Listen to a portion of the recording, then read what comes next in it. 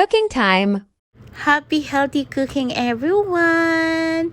Guys, I'm sharing with you my own version of ginataang kalabasa with malunggay and shrimp. Here's the ingredients, guys. Ayan ang gagamitin nating mga ingredients. So, iisa-isahin ko yan, guys. Yung mga nakikita nyo ingredients na nasa screen nyo. So, ayan, guys. Napaka-easy recipe lang to, guys. At the same time, it's very delicious and healthy. So, ayan, guys. Iisa-isahin na natin yung mga ingredients na nasa screen nyo. So, gagamit tayo dito ng garlic, white onion, and siling haba. And gagamit din tayo dito ng shrimp. Ayan ang ating shrimp. Make sure na linisin natin ang ating shrimp. Ayan, meron tayo ditong malunggay na very fresh. And meron tayo ditong kalabasa.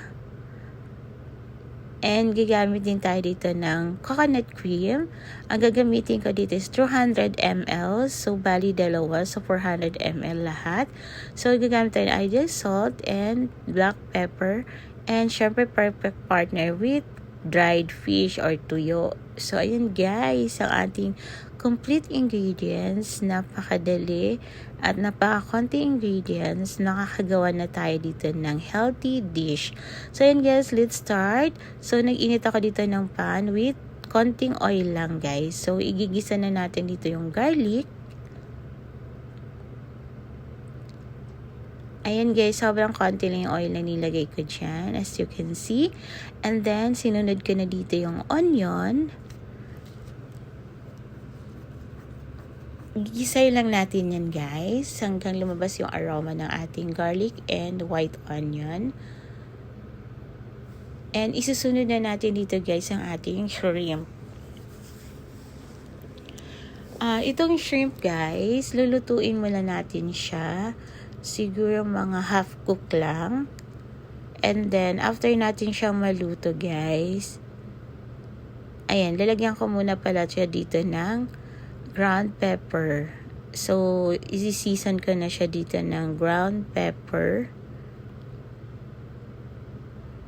So, ayan, season with ground pepper. And then, pag nakita na natin na orange na yung ating shrimp, isi-set aside muna natin siya kasi ayaw natin ma-overcook ang ating shrimp. So, ayan guys, isi-set aside ko na siya. Siniseparate ko na dito yung mga shrimp. Ayan. After that, so yung pinagisahan natin ng shrimp, isusunod na natin, ayan natin pinagisahan ng shrimp, isusunod na natin dito yung ating kalabasa. So, igigisa lang natin dito yung kalabasa.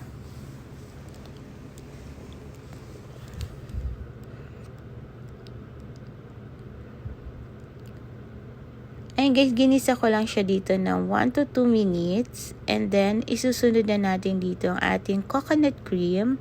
So, I'm using here 200 ml coconut cream. Pero dalawang pouch siya. So, total of 400 ml.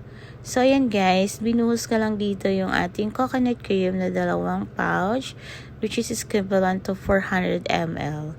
So, ayan guys, haluin lang natin ang ating gulay. So, susunod na natin dito yung ating siling haba. Haluin lang natin siya. And then, tatakpan lang natin to guys.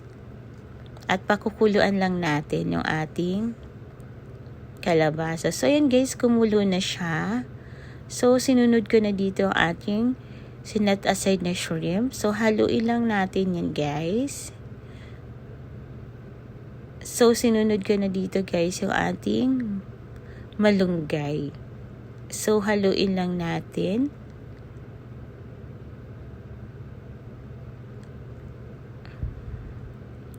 So, si-season ko lang to guys ng salt. Actually, yun lang yung ating seasoning na ilalagay. Kasi healthy version to ng ating ginataang malunggay with kalabasa and shrimp. So, after that guys, pakuluan ko lang siya na 1 minute. So, ayun guys, kumukulo na siya. So, sa part na to guys, luto na ang ating ginataang kalabasa and malunggay with shrimp. So, ayan na guys, luto na to sa part na to. Ayan ang aking final product. Ayan ang ating ginataang kalabasa and malunggay with shrimp. So, ayan guys, it's ready to eat. Ready to eat na yan. Ready, ayan na guys. Naglagay na ako sa aking serving bowl ang ating nilutong dish. So, ayan ang ating nalutong dish. So, sobrang easy lang guys, diba? Napakadali lang. Ayan, very quick and easy recipe lang to guys. So, ayan guys, as you can see, ang sarap niya, super creamy. Ito naman yung ang rice ng aking husband. And this is my rice, 1 cup of brown rice. At syempre, meron tayo dito ang fried fish or tuyo. Syempre, masarap siya sa with suka and sili. So, perfect partner with our ginataang kalabasa with malunggay and shrimp. So, yun guys. Ayun na aming food. Very simple food and very delicious and healthy. So, yun guys. Try this recipe guys. It's so yummy and delicious. So, ayun na guys. I'm so starving. Ayan ang aking plate. As you can see guys, it's so creamy. And up the top of that, my sili. Ayan ang aking sili. So guys, let's eat guys. Try this recipe guys. It's very quick and easy only. So guys, let's go. Let's eat. Happy cooking everyone.